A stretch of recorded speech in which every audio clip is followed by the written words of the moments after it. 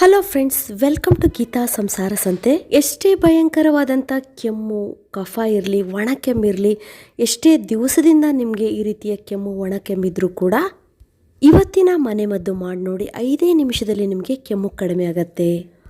ಹೌದು ಫ್ರೆಂಡ್ಸ್, ನಾನು ನಿಮ್ಗೆ ಇವತ್ತು 3 ರೀತಿಯ ಮನೆಮದ್ದನ್ನು ಹೇಳ್ತೀನಿ. ಕಂಪ್ಲೀಟ್ ಆಗಿ, ಸಂಪೂರ್ಣವಾಗಿ ನಿಮಗಿರುವಂಥ ಕೆಮ್ಮು, ಕಫ, ಒಂದು ವೇಳೆ ಶೀತ ಆಗಿದ್ರೆ, ತುಂಬ ದಿನಗಳಿಂದ ಅಲರ್ಜಿ ಪ್ರಾಬ್ಲಮ್ ಇದ್ರೂ ಕೂಡ ನಿಮಗೆ ಕಡಿಮೆ ಆಗತ್ತೆ. ಹಾಗಾದರೆ ತಡ ಮಾಡೋದು ಬೇಡ, ಆ ಮನೆಮದ್ದು ಹೇಗೆ ಮಾಡೋದು ಅಂತ ನೋಡೋಣ ಬನ್ನಿ. ಅದಕ್ಕೂ ಮೊದಲು ಇಂತಹ ಒಳ್ಳೆಯ ವಿಡಿಯೋಗಳಿಗಾಗಿ ನೀವು ವೇಟ್ ಮಾಡ್ತಾ ಇದ್ರೆ ಒಂದು ಲೈಕ್ ಕೊಡೋದಂತೂ ಮರೀಲೇಬೇಡಿ ಫ್ರೆಂಡ್ಸ್. ಜೊತೆಗೆ ಯಾರು ಹೊಸಬ್ರು ನನ್ನ ಚಾನಲ್ನ ನೋಡ್ತಿದ್ರೋ ಅವರು ನನ್ನ ಚಾನಲ್ನ ಸಬ್ಸ್ಕ್ರೈಬ್ ಮಾಡ್ಕೊಳ್ಳಿ, ಮತ್ತು ಪಕ್ಕದಲ್ಲಿ ಒಂದು ಬೆಲ್ ಐಕನ್ ಇದೆ, ಅದನ್ನು ಪ್ರೆಸ್ ಮಾಡಿ ನನ್ನ ಎಲ್ಲ ವೀಡಿಯೋಗಳ ನೋಟಿಫಿಕೇಷನ್ ನಿಮಗೆ ಫಸ್ಟ್ ತಲುಪತ್ತೆ. ಇವಾಗ ನಾವಿಲ್ಲಿ 1 ಸ್ಪೂನ್ ಅರಿಶಿನ ಪುಡಿನ ತೊಗೊಂಡಿದ್ದೀವಿ ನೋಡಿ. ಅರಿಶಿನ ಪುಡಿಯಂತೂ ಕೆಮ್ಮಿಗೆ, ಕಫವನ್ನು ಕರಗಿಸ್ಲಿಕ್ಕೆ ತುಂಬಾ ಒಳ್ಳೆಯದು. ಎಷ್ಟೇ ಹಳೆಯ ಭಯಂಕರವಾದಂಥ ಕೆಮ್ಮು ನಿಮಗೆ ಬರ್ತಾ ಇರಲಿ, ಕೆಲವ್ರಿಗಂತೂ ರಾತ್ರಿ ಆದ ತಕ್ಷಣ ಕೆಮ್ಮು ಸ್ಟಾರ್ಟ್ ಆಗುತ್ತೆ. ಇನ್ನು ಕೆಲವರಿಗೆ ಏನಾದ್ರು ತಿಂದರೂ, ಆಯಿಲ್ ಪದಾರ್ಥ ತಿಂದರೂ ಕೂಡ ವಿಪರೀತವಾದಂಥ ಕೆಮ್ಮು ಸ್ಟಾರ್ಟ್ ಆಗುತ್ತೆ, ಅದು ಕಡಿಮೆನೇ ಆಗೋದಿಲ್ಲ. ಮತ್ತು ಎದೆಯಲ್ಲಿ ಕಫ ಕಟ್ಟಿರುತ್ತೆ, ಕೆಲವರಿಗೆ ಒಣ ಕೆಮ್ಮು ಬರ್ತಾ ಇರುತ್ತೆ, ಕಫ ಇರೋದಿಲ್ಲ, ಅಂಥವರಿಗೂ ಕೂಡ ಈ ಅರಿಶಿನ ಪುಡಿ ರಾಮಬಾಣವಾಗಿ ಕೆಲಸ ಮಾಡುತ್ತೆ. ಅರ್ಧ ಸ್ಪೂನಷ್ಟು ಪ್ಯೂರ್ ಆದಂಥ ಅರಿಶಿನ ಪುಡಿಯನ್ನು ತೊಗೊಳ್ಬೇಕು. ನಾನು ಯಾವಾಗಲೂ ಹೇಳ್ತಾ ಇರ್ತೀನಿ, ಅರಿಶಿನ ಕೊಂಬನ್ನು ತಂದು ಮನೇಲೇ ಮಿಕ್ಸಿಯಲ್ಲಿ ಪೌಡ್ರ್ ಮಾಡ್ಕೊಳ್ಳಿ, ಇದು ತುಂಬ ಒಳ್ಳೆಯ ರಿಸಲ್ಟ್ ನಿಮಗೆ ಸಿಗುತ್ತೆ. ಮಾರ್ಕೆಟಲ್ಲಿ ಸಿಗುವಂಥ ಅರಿಶಿನ ಪುಡಿ ತುಂಬ ಹಳೇದಾಗಿರುತ್ತೆ, ಅಷ್ಟು ಫ್ರೆಶ್ ಇರೋದಿಲ್ಲ, ನಮಗೆ ಒಳ್ಳೆ ರಿಸಲ್ಟ್ ಸಿಗೋದಿಲ್ಲ. ಇವಾಗ ನೋಡಿಲಿ, ಅರಿಶಿನ ಪುಡಿನ ನಾವು ಹೇಗೆ ಬಳಸಬೇಕು ಅಂದರೆ, ಒಂದು ಅರ್ಧ ಸ್ಪೂನಷ್ಟು ಅರಿಶಿನ ಪುಡಿಯನ್ನು ತೊಗೊಳ್ಳಿ ನೋಡಿ. ಈ ರೀತಿ ಇದನ್ನು ನಿಮ್ಮ ಬಾಯೊಳಗೆ ಹಾಕ್ಕೊಳ್ಬೇಕು, ಅಂದರೆ ನಿಮ್ಮ ಹಲ್ಲಿನ ಹಿಂದೆ ಇದನ್ನು ಇಟ್ಕೊಳ್ಬೇಕಾಗತ್ತೆ. ಆಮೇಲೆ ನಿಧಾನವಾಗಿ ನಿಮ್ಮ ಬಾಯಲ್ಲಿರುವಂಥ ಲಾಲಾರಸ ಅಥವಾ ಸಲೈವ ಅಂತೀವಲ್ಲ, ಅದ್ರ ಮುಖಾಂತರ ಸಿಪ್ ಬೈ ಸಿಪ್ ನೀವು ನುಂಗ್ತಾ ಬರಬೇಕು. ಇದರಿಂದ ನೀವು ಕೆಮ್ಮಿ ಗಂಟಲು ಒಡೆದಿದ್ರೂ ಹೀಲ್ ಆಗುತ್ತೆ, ಜೊತೆಗೆ ಯಾವುದೇ ರೀತಿಯ ಇನ್ಫೆಕ್ಷನ್, ಬ್ಯಾಕ್ಟೀರಿಯಾಗಳಿದ್ರೂ ಬೇಗ ನಾಶ ಆಗುತ್ತೆ. ಯಾರಿಗೆ ಒಣ ಕೆಮ್ಮಿದೆ ಅವರಿಗಂತೂ ಈ ಮನೆಮದ್ದು ತುಂಬಾ ಒಳ್ಳೆಯದು. ಅವರು ದಿನದಲ್ಲಿ 1 ರಿಂದ 2 ಸಲ, ತಪ್ಪಿದರೆ 3 ಸಲನಾದರೂ, ಅಂದರೆ ಯಾವಾಗ ಅವರಿಗೆ ಕೆಮ್ಮು ಸ್ಟಾರ್ಟ್ ಆಗುತ್ತೋ ಆವಾಗ ಅರ್ಧ ಸ್ಪೂನ್ ಅರಿಶಿನವನ್ನು ಹಲ್ಲಿನ ಕೆಳಗೆ ಕಚ್ಚಿ ಹಿಡಿದು, ನೀವು ಚಾಕ್ಲೇಟು ಮತ್ತು ಲವಂಗವನ್ನು ಹೇಗೆ ರಸ ಕುಡಿತೀರೋ ಆ ರೀತಿ ನೀವು ರಸವನ್ನು ಕುಡಿತಾ ನಿಧಾನವಾಗಿ ಇಡೀ ಗಂಟಲಿಗೂ ಅರಿಶಿನ ಪುಡಿ ಸ್ಪ್ರೆಡ್ ಆಗಬೇಕು.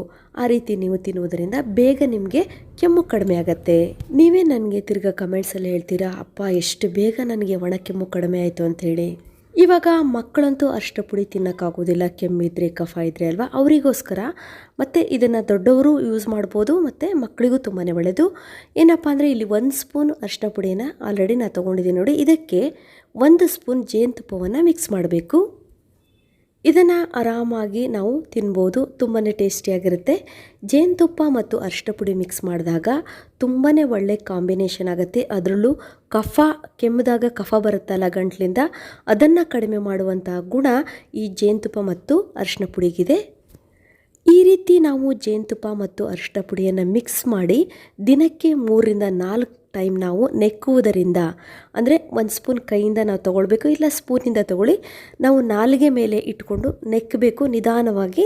ಅದರ ರಸವನ್ನು ಕುಡಿಯುವುದರಿಂದ ಗಂಟಲಲ್ಲಿ ಯಾವುದೇ ರೀತಿಯ ಇನ್ಫೆಕ್ಷನ್ ಆಗಿದ್ರೆ, ಗಂಟ್ಲು ಕೆರೆತ ಆಗ್ತಾ ಇದ್ದರೆ, ಮತ್ತು ನಿಮ್ಗೆ ಕೆಮ್ಮು ಬರ್ಲಿಕ್ಕೆ ಸ್ಟಾರ್ಟ್ ಆಗುತ್ತಲ್ಲ ತಕ್ಷಣ, ಇವಾಗ ನೀವು ರೆಡಿ ಮಾಡಿ ಇಟ್ಕೊಂಡ ತಕ್ಷಣ ಇದನ್ನು ನೆಕ್ಕಬೇಕು. ತೊಗೊಂಡು ಒಂದು ಕೈಯಿಂದಾಗಲಿ ಸ್ಪೂನಿಂದಾಗಲಿ ನೆಕ್ಕುವುದರಿಂದ ನಿಮಗೆ ಬೇಗ ಗಂಟಲಲ್ಲಿ ಇರುವಂಥ ಬ್ಯಾಕ್ಟೀರಿಯಾಗಳ ನಾಶ ಆಗುತ್ತೆ. ಎಷ್ಟೇ ಎದೆಯಲ್ಲಿ ಕಫ ಕಟ್ಟಿದ್ರೂ ಕೂಡ ಕಫವನ್ನು ಕರಗಿಸುವಂಥ ಶಕ್ತಿ ಈ ಅರಿಶಿನ ಪುಡಿ ಮತ್ತು ಜೇನುತುಪ್ಪಕ್ಕಿರುತ್ತೆ. ದಿನದಲ್ಲಿ ಕರೆಕ್ಟಾಗಿ ನೀವು ಈ ಮೆಥಡನ್ನು ಫಾಲೋ ಮಾಡೋದ್ರಿಂದ ನಿಮಗೆ ಕೆಮ್ಮು ಬೇಗ ತಕ್ಷಣ ನಿಲ್ಲುತ್ತೆ. ಎದೆಯಲ್ಲಿ ಕಟ್ಟಿದ ಕಫ ಕರಗಕ್ಕೆ ಸ್ಟಾರ್ಟ್ ಆಗುತ್ತೆ, ಇದರಿಂದ ಎದೆ ಭಾರ ಕೂಡ ಕಡಿಮೆ ಆಗುತ್ತೆ. ನೆಕ್ಸ್ಟ್ ಇವಾಗ 3ನೇ ಮನೆಮದ್ದು ನೋಡೋಣ. ಇದಂತೂ ತುಂಬಾ ಸಿಂಪಲ್, ತುಂಬಾ ಈಸಿಯಾಗಿದೆ. ಇವಾಗ ನಾವು ಮನೇಲಿ ಶುಂಠಿ ಅಂತೂ ಇದ್ದೇ ಇರುತ್ತೆ. ಶುಂಠಿಯನ್ನು ತೊಗೊಳ್ಬೇಕು ನೋಡಿ. ಸಾಧಾರಣವಾಗಿ ಇಲ್ಲಿ ನಾನು 1.5 ಇಂಚಷ್ಟು ಶುಂಠಿ ತೊಗೊಂಡಿದ್ದೀನಿ. ಚೆನ್ನಾಗಿ ಫಸ್ಟು ನೀರಿನಲ್ಲಿ ತೊಳ್ಕೊಬೇಕು, ಮಣ್ಣೆಲ್ಲ ಹೋಗಬೇಕು. ನೆಕ್ಸ್ಟು ಅದರ ಮೇಲಿನ ಸಿಪ್ಪೆನ ನೀಟಾಗಿ ಈ ಥರ ತೆಗಿಬೇಕು ನೋಡಿ. ಈ ಮನೆಮದ್ದು ತುಂಬಾ ಇಮ್ಮಿಡಿಯೇಟ್ ಆದಂಥ ರಿಸಲ್ಟನ್ನು ಕೊಡುತ್ತೆ. ಯಾರಿಗೆ ವಿಪರೀತವಾದಂಥ ಥಂಡಿ, ಶೀತ ಆಗಿಬಿಟ್ಟು ಇನ್ಫೆಕ್ಷನ್ ಥರ ಆಗಿದ್ರೂ ಕೂಡ ಅಂತಹವರಿಗೆ ಈ ಮನೆಮದ್ದು ಉಪಯೋಗಕ್ಕೆ ಬರುತ್ತೆ. ಅದರಲ್ಲೂ ಶುಂಠಿ ಎದೆಯಲ್ಲಿ ಕಟ್ಟಿದಂಥ ಕಫವನ್ನು ಕರಗಿಸುವಂಥ ಶಕ್ತಿ ಇದೆ. ಮತ್ತು ಥಂಡಿ ಆಗಿಬಿಟ್ಟು ಮೂಗಿನಲ್ಲಿ ನೀರು ಸೋರ್ತಾ ಇದ್ರೂ ಕೂಡ, ಮತ್ತು ಪದೇ ಪದೇ ಸೀನ್ ಬರ್ತಾ ಇದ್ದರೆ, ಅಲರ್ಜಿ ಉಂಟಾಗಿದ್ರೂ ಕೂಡ ಅಲರ್ಜಿಯನ್ನು ಕೂಡ ಕಡಿಮೆ ಮಾಡುವಂಥ ಗುಣ ಈ ಶುಂಠಿಗಿದೆ. ಇವಾಗ ನೋಡಿ, ಶುಂಠಿನ ನಾವು ಚೆನ್ನಾಗಿ ತುರ್ಕೊಳ್ಬೇಕು, ಯಾಕಂದರೆ ನಮಗೆ ಶುಂಠಿಯಲ್ಲಿರುವಂಥ ರಸ ಬೇಕು. ತುಂಬ ಜನಕ್ಕೆ ಏನು ಮಾಡಿದ್ರೂ ಅಲರ್ಜಿ ಕಡಿಮೆ ಆಗ್ತಿರೋದಿಲ್ಲ. ಧೂಳು ಬಂದರೆ ಸಾಕು, ಸ್ವಲ್ಪ ವಾತಾವರಣ ಚೇಂಜ್ ಆದರೂ ಅಲರ್ಜಿಯಾಗಿ ಸೀನ್ ಬರ್ತಾ ಇರುತ್ತೆ. ಅಂಥವರಿಗೆ ಈ ಶುಂಠಿ ರಸ ತುಂಬ ಚೆನ್ನಾಗಿ ಕೆಲಸ ಮಾಡುತ್ತೆ. ನೋಡಿ, ಇವಾಗ ನಾವು ಶುಂಠಿಯನ್ನು ತುರ್ಕೊಂಡಿದ್ದೀವಿ. ಇವಾಗ ನಮಗೆ 1 ರಿಂದ 2 ಸ್ಪೂನಷ್ಟು ಶುಂಠಿ ರಸ ಸಿಕ್ಕರೆ ಸಾಕು. ಜಸ್ಟ್ ನೀವು ಬಟ್ಟೆಯಿಂದನೂ ಬೇಕಾದರೆ ರಸವನ್ನು ತೆಗಿಬೋದು, ಇಲ್ಲ ಈ ರೀತಿ ಫಿಲ್ಟರಿಂದ ನೀವು ರಸವನ್ನು ತೆಗಿಬೋದು. ನಿಮಗೆ ಯಾವುದು ಈಸಿನೋ ಆ ಮೆಥಡನ್ನು ಫಾಲೋ ಮಾಡಿ. ನೋಡಿ, ಇಲ್ಲಿ ದಟ್ಟವಾದಂಥ ಶುಂಠಿ ರಸ ನಿಮಗೆ ಸಿಕ್ತು. ಇದಕ್ಕೆ ಯಾವುದೇ ನೀರನ್ನು ನಾವು ಮಿಕ್ಸ್ ಮಾಡಬಾರ್ದು. ಇಲ್ಲಿ 1.5 ಸ್ಪೂನಷ್ಟು ಶುಂಠಿ ರಸ ಇದೆ. ಇದಕ್ಕೆ ನಾವು 1 ಸ್ಪೂನಷ್ಟು ಜೇನುತುಪ್ಪವನ್ನು ಮಿಕ್ಸ್ ಮಾಡೋಣ. ಫ್ರೆಂಡ್ಸ್, ಜೇನುತುಪ್ಪ ಮಾತ್ರ ಪ್ಯೂರ್ ಆದಂಥ ಆರ್ಗ್ಯಾನಿಕ್ ಆದಂಥ ಜೇನುತುಪ್ಪ ತುಂಬಾ ಒಳ್ಳೆಯದು. ಇವಾಗ ನಿಮಗೆ ಮಾರ್ಕೆಟಲ್ಲಿ ಹೋದರೆ ಅಷ್ಟು ಪ್ಯೂರ್ ಆದಂಥ ಜೇನುತುಪ್ಪ ಸಿಗೋದಿಲ್ಲ. ಆದಷ್ಟು ನೀವು ಸರ್ಚ್ ಮಾಡಿ ಎಲ್ಲಿ ಸಿಗುತ್ತೆ ಪ್ಯೂರ್ ಆದಂಥ ಜೇನುತುಪ್ಪನ ಸೆಲೆಕ್ಷನ್ ಮಾಡ್ಕೊಂಡು ತೊಗೊಂಡು ಬಂದರೆ ಈ ಮನೆಮದ್ದು 100% ನಿಮಗೆ ರಿಸಲ್ಟನ್ನು ಕೊಡುತ್ತೆ. ಇವಾಗ ನೋಡಿ, ಸಿರಪ್ ತಯಾರಾಯ್ತಲ್ವ ಜೇನುತುಪ್ಪ ಮತ್ತು ಶುಂಠಿ ರಸದ್ದು. ಯಾವುದೇ ರೀತಿಯ ಕೆಮ್ಮಿರಲಿ, ಯಾವುದೇ ರೀತಿಯ ಕಫ ಆಗ್ತಾ ಇರಲಿ, ಎದೆಯಲ್ಲಿ ಕಫ ಕಟ್ಟಿರಲಿ, ಪದೇ ಪದೇ ಕೆಮ್ಮು ಬರ್ತಾ ಇರಲಿ, ಮೂಗಿನಿಂದ ನೀರು ಸೋರ್ತಾ ಇರಲಿ, ತಲೆನೋವು ಇದ್ದರೂ ಕೂಡ ಅದನ್ನು ಕಡಿಮೆ ಮಾಡುವಂಥ ಗುಣ ಈ ಶುಂಠಿ ರಸಕ್ಕೆ ಮತ್ತು ಜೇನುತುಪ್ಪಕ್ಕಿದೆ.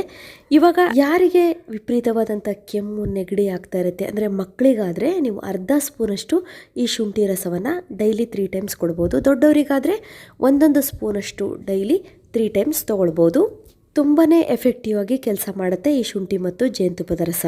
ಇನ್ನೂ ಎಫೆಕ್ಟಿವ್ ಆಗಿ ಕೆಲಸ ಮಾಡಬೇಕು ಅಂತ ಅಂದರೆ ಇದಕ್ಕೆ 1/4 ಸ್ಪೂನಷ್ಟು ಮೆಣಸಿನ ಕಾಳಿನ ಪುಡಿಯನ್ನು ನೀವು ಮಿಕ್ಸ್ ಮಾಡಬೇಕು. ಅಂದರೆ ತುಂಬ ಹಳೆ ಮೆಣಸಿನ ಕಾಳಿನ ಪುಡಿಯನ್ನು ಅಂದರೆ ಕುಟ್ಟಿ ಪೌಡ್ರ್ ಮಾಡಿ ಇಟ್ಕೊಂಡಿರ್ತೀರ, ಅದನ್ನು ಮಿಕ್ಸ್ ಮಾಡಬಾರ್ದು. ಯಾಕಂದರೆ ಅದರಲ್ಲಿ ಅಷ್ಟು ಶಕ್ತಿ ಇರೋದಿಲ್ಲ. ನೀವು ಫ್ರೆಶ್ ಆಗಿ ಮೆಣಸಿನ ಕಾಳನ್ನು ಆ ಕ್ಷಣದಲ್ಲೇ ಕುಟ್ಟಿ ಪುಡಿ ಮಾಡಿ ಈ ರೀತಿ ನೀವು ಮಿಕ್ಸ್ ಮಾಡ್ಬೋದು. ಸ್ವಲ್ಪ ನೈಸಾಗಿ ಕುಟ್ಟಿ, ಇಲ್ಲಿ ಸ್ವಲ್ಪ ತರಿಯಾಗಿದೆ. ಮಕ್ಕಳಿಗಾದರೆ ಸ್ವಲ್ಪ ನೈಸಾಗಿ ಪೌಡ್ರ್ ಥರ ಮಾಡಿ ನೀವು ಪುಡಿ ಮಾಡಿ ಹಾಕಿದರೆ ತುಂಬಾ ಒಳ್ಳೆಯದು.